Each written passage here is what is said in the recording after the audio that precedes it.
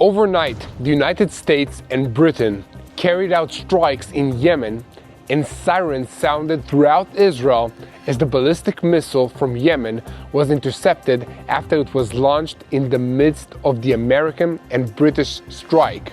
Meanwhile, things are heating up on Israel's northern border as IDF tanks are surrounding government buildings in southern Syria.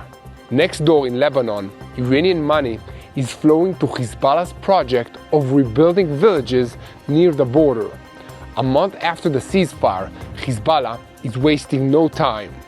Over the past month, it has conducted surveys of tens of thousands of buildings that were damaged or destroyed in order to begin a reconstruction plan. And meanwhile, in the Gaza Strip, there has been an extraordinary night in Jabalia where Hamas was defeated in the northern strip and an entire Hamas company was wiped out in 3 hours. Israel has developed an incredible tactic for identifying terrorists trying to disguise themselves as civilians, but Hamas still has a tactic that they can use, playing mind games with Israel by refusing to hand over hostages they've previously agreed to release. However, pressure is being applied to Hamas by the mediators as a dispute emerges over how many living hostages will be returned to Israel and how many bodies of those who have died in captivity. We have a lot to talk about today, so let's dive into the details.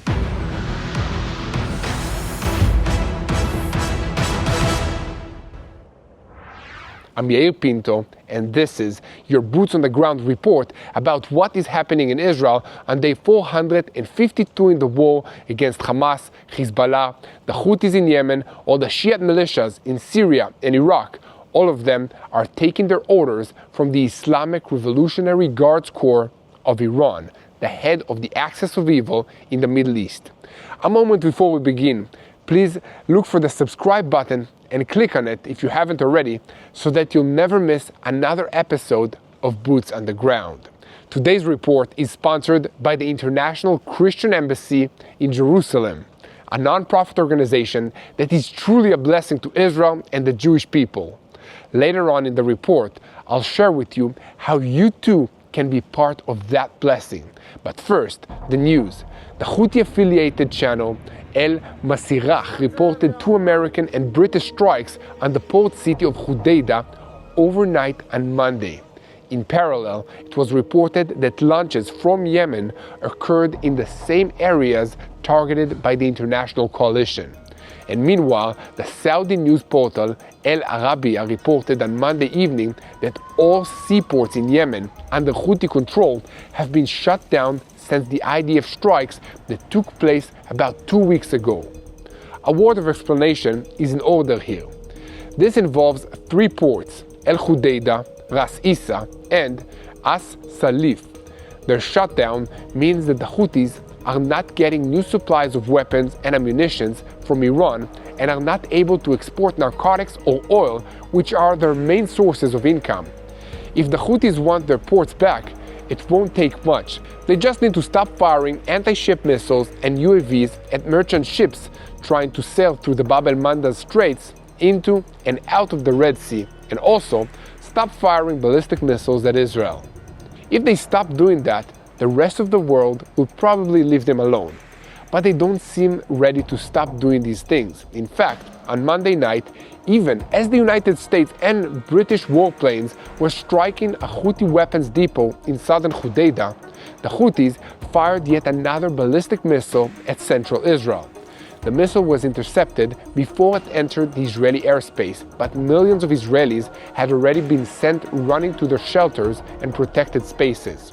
And last week, the Houthis launched 5 sets of missiles at Israel in the middle of the night, with the most recent between Friday and Saturday. And apparently, the Iranians see the Houthis as their last proxy force to harass Israel with, since Hezbollah in Lebanon and the Assad regime in Syria are both out of the picture. In retaliation for the Houthi attacks, the Israeli Air Force has struck twice in Yemen since the beginning of the month. The first strike occurred on December 18th, in which 5 targets were bombed. The goal of that strike was to incapacitate all 3 Houthi ports in Yemen and deliver a severe economic blow to them. Despite the strikes in Yemen by Israel and the coalition countries, the Houthis continue threatening, pledging more attacks on Israel out of solidarity with the Palestinians until they lift the blockade and stop the assaults on Gaza. This is according to them. Even though the Houthis pay a higher price as the conflict escalates, Israel estimates the war of attrition against the terror group will continue at least until the rebels' leadership is wiped out. Here at TBN Israel, we will keep reporting on every development regarding the Houthi front. 1 second before we move on to the IDF's progress in creating a security buffer in Syria, a statistic that I would like to change has come to my attention. Regular viewers can probably guess what I'm about to say. Around 60% of you have not yet subscribed to this channel. It would mean a lot to me personally if you would take a moment and click on that subscribe button. It helps the channel in many ways to have more subscribers. And of course, please continue to share our videos on YouTube and follow us on social media. Now back to the news and switching our focus to the northern border. Sources in Syria told Sky News Arabia on Monday that Israeli tanks have surrounded government buildings deep in the city of Quneitra, southern Syria, demanding that they be evacuated. In a related story, it was reported in other Arab media portals on Monday that at least 5 people were terminated due to an IDF precision strike on weapons warehouses in Adra el Amalayah, a rural area of Damascus. As is known, since the collapse of the Assad regime, Israel's Air Force has carried out several strikes on weapon warehouses in Syria, fearing that they would fall into the hands of Hezbollah, Sunni jihadist groups, or possibly even ISIS. Israel's neighbors continue to be very unstable, and our enemies are on the move in many places. That's why we need all the friends we can get, and we appreciate these friends very much. The war that has been forced on us has left many in difficult circumstances, emotionally, mentally, and financially. Be assured, Israel will rise stronger than ever. But there are disadvantaged groups of people that do need some extra care. The elderly, for example, and even more so, Holocaust survivors who came through the darkest hours of Jewish history and now live here in Israel. The ICJ, that's the International Christian Embassy in Jerusalem, has taken upon themselves this vital mission as one of their main goals in helping Jews in Israel. The ICJ gives these brave people a pleasant life, providing them housing, food, and meaningful activities, making sure they are not forgotten. The ICJ asks for your support in this honorable act. By making a donation to the ICJ, you are embodying the Christian call to care for Israel's people. It's the same call that led the righteous amongst the nations during the Holocaust that should drive all of us today. So please go to www.impactisraeltoday.com and give generously as you can. Thank you. And now let's go back to the news and shifting our focus once again to the Gaza Strip, where an entire Hamas company was wiped out in a series of battles with IDF forces on Monday night. In Division 162, which has been conducting the battle in the Jabalia refugee camp in the northern Gaza Strip for the past 3 months, they don't recall a night like the last one, in which dozens of terrorists were eliminated in pre-planned ambushes by infantry forces, armor, and airstrikes. And yesterday evening, the IDF prepared for attempts by terrorists to launch counterattacks against the forces and escape the area under the cover of heavy rain that fell on the Gaza Strip. After receiving intelligence that reinforced the field commander's assessments, the division positioned troops from the Givati Brigade and Brigade 401 armor units in ambushes that resulted in the elimination of most of the Hamas unit. In a nearby battle, soldiers from the 52nd Battalion of the 401st Brigade spotted the terrorist cell carrying AK-47 rifles and vests entering a building. They called in an airstrike on the building, but before the aircraft arrived, several more armed men entered the same building. When the missile hit it, destroying the building, all these terrorists were eliminated at once. Several other engagements broke out in the surrounding areas over the next several hours, resulting in dozens of terrorists being eliminated while no IDF soldier was killed. Prisoners were also taken, who immediately told their interrogators new information which helped uncover other terrorist cells and infrastructure. All these events occurred within 3 hours and led to the elimination of many dozens of terrorists under the cover of weather conditions and an experienced readiness by Division 162, which has already been fighting in the Gaza Strip for more than a year continuously. This was just the latest in a series of battles that the IDF has fought with Hamas in northern Gaza Strip over the past several months, which has resulted in the eradication of most of their combat power in this region. Hamas has used all kinds of tricks and tactics to try and preserve their strength, and their favorite trick is to hide military headquarters inside civilian infrastructure, and particularly hospitals and schools. They do this because they know the IDF will be careful to try and avoid civilian casualties, and also because they know that the international media will endlessly repeat the narrative that Israel is attacking hospitals and otherwise acting in a cruel and inhumane way. In recent days, we have seen this in the way international media organizations have reported on the operation to remove Hamas terrorists from the Kamal Adwan hospital in Jabalia. Hamas has set up a headquarters in this hospital and was using it as a base to store weapons. There were even incidents which anti-tank missiles were fired at IDF troops from within the hospital compound. But in the end, the IDF was able to remove the Hamas presence from this compound, and this was yet another strategic defeat for Hamas in northern Gaza. On Tuesday morning, it was announced that the details of this operation could be published. To explain, the hospital is located at the center of the Jabalia refugee camp. It's situated in multiple buildings, and the IDF devised an operation in which they would succeed in encircling the hospital and trapping hundreds of terrorists who are hiding there. The mission was assigned to the 401st Armored Brigade, under which several battalions operated, including armor, infantry, combat engineers, and even naval commandos. A plan was formulated and put into motion several weeks ago. The challenge was to move large forces inside a densely built area, ensuring they can complete the encirclement without terrorists in the hospital suspecting or noticing the activity. Captain in Reserve Itzhar, the deputy commander of the 52nd Battalion, says that over the course of weeks, the brigade's troops operated in areas near the hospital, creating a sort of acclimatization. This is a routine of combat in which the IDF functioned around the hospital but avoided approaching it too closely. Thus, on Friday night, when convoys of tanks and armored vehicles moved in, none of the terrorists in the hospital suspected the activity happened nearby. Only when they awoke to the sounds of IDF loudspeakers demanding they surrender did they realize that the IDF had completed their encirclement and they had nowhere to flee. An essential part of this plan was allowing patients and medical staff to be evacuated to another hospital nearby. But the terrorists of Hamas took advantage of this movement of people to fire machine guns and anti-tank missiles at the IDF forces.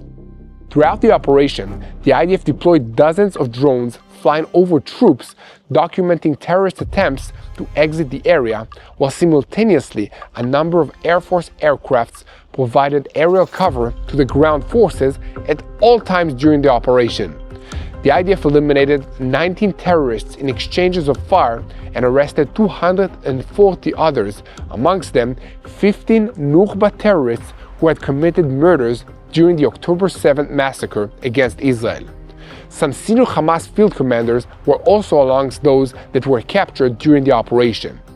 As we examine these events, it's important to understand the IDF's approach when dealing with hospitals. Concerning international laws, and I ask you to listen carefully to this part, a hospital serving a military purpose for the enemy must be notified beforehand that if it does not evacuate the hospital, the army will attack. However, the central problem is that once you notify the enemy of your intention to attack, the enemy will obviously exploit that information to escape or prepare for the attack. Therefore, the IDF has developed two main tactics to address this challenge. The IDF usually surrounds the hospital and calls on the terrorists to come out while simultaneously using advanced facial recognition tactics, enabling them to identify Hamas members who blend in amongst the civilians. Usually, the Hamas members try to appear the sickest patients in wheelchairs and on crutches, or carry a sick infant in their hands. The manner in which the IDF protects innocent people without losing track of how many terrorists will escape demonstrates a remarkable improvement in reducing the ratio between hitting innocents and capturing or terminating Hamas personnel. Through a combination of technology, quick thinking, and years of training to be ready for such an event, the IDF has managed to do something truly remarkable. These methods will surely be studied and copied by other Western armed forces and police as they struggle with the challenges of armed groups using human shields and hostages in crowded urban environments. Another thing that is important to point out is that in nearly every hospital in Gaza, the IDF discovered that Hamas was using these civilian buildings for military purposes. I personally saw that while fighting Hamas in Khan Yunis in the Gaza Strip. Another example is that at the Shifa hospital, evidence was found that hostages had been held there along with weapons and ammunition and a huge tunnel with a command and control infrastructure. In other cases, Hamas terrorists were documented shooting from Sheikh Hamad Hospital and others firing rockets near El Quds Hospital, then immediately running inside. And despite all of this, the Red Cross, the World Health Organization, and the United Nations have not condemned Hamas for using these medical facilities for military purposes. All their condemnations have been reserved for Israel's act of sending soldiers to search hospitals. This is not only very unfair, it is also very dangerous, as it sends a signal to terrorists and criminals all over the world that they will not be penalized for using hospitals, while the soldiers and the police forces who oppose them are not allowed to chase them into a hospital. Here at TBN Israel, we'll keep reporting on every development. We work hard to bring you the truth, so please visit our news site tbnisrael.com to get updates and analysis in between our videos. And if you want to support our work, you can make your donation on the website or click that donate button on YouTube. And keeping our focus on the Gaza Strip, but switching to the negotiations over the return of our hostages. It is my sad duty to have to tell you that these negotiations are once again facing delays due to Hamas's demanding that part of the hostages be swapped with bodies of hostages who are murdered by Hamas in the Gaza Strip. Especially, Hamas is refusing to release 12 Israelis out of the list of previously agreed living hostages that Israel delivered, demanding in exchange to return 12 bodies of hostages who were murdered in captivity. Hamas is claiming that it's Israel who is holding up the negotiations by refusing to be flexible on this point. It was also reported tonight by journalist Gili Cohen that officials close to the Prime Minister of Israel said that even if there is a deal, Israel will return to fighting to finish off the war's objectives. That's contrary to Hamas's demand that halting the war is a precondition for the agreement. Egypt and Qatar, mediating the deal, are trying to exert pressure on both sides to continue talks and resolve the existing disputes. And according to reports in the Egyptian media, the core of the first phase of the deal centers on freeing 34 hostages, but the debate is over how many of them are alive. Hamas is opposed to providing lists of living hostages and insists that of the 34 hostages, it will return a significant number of remains of hostages who they murdered in captivity. Here at TBN Israel, we'll continue to report on every development in the negotiations with this terrorist organization that has no right to exist in this world and must be eradicated. Once again, I'll ask you to help us by subscribing to this YouTube channel if you haven't already, share our videos, and follow us on social media. Share what's happening in Israel with everyone you can so that the entire world will know that Israel is fighting for the sake of civilization and to beat back the rising tide of barbarism. We're fighting for freedom and democracy. These are the very things that make it possible for clueless students at Western universities to demonstrate against us, against Israel. And above all, please don't forget to pray. So please pray for the IDF soldiers wherever they are fighting, in Lebanon, in Syria, in the Gaza Strip. Pray for the safe return of our hostages in Gaza who are in the hands of Hamas's terrible terrorists. I want to challenge you. I want to make it personal. So please pray personally for Naama Levi, 20 years of age, from Ra'anana. She was taken captive from Nahal Oz military base, having last texted her mother from the safe room at the base at 6:56, and by 12:58 a video appeared online showing Naama handcuffed and injured, her pants bloody, being led by Hamas terrorists into Gaza. Naama is an inspiring leader and advocate, and as one, she participated in Hands of Peace. This is a US nonprofit that initiated open dialogue between Israeli, Palestinian, and American youth. The latest information about Naama has come from former released hostages who confirmed that she was injured but alive. Please keep praying for Israel, and most importantly, never forget to pray for the peace of Jerusalem, and together we will win this war because God is on our side.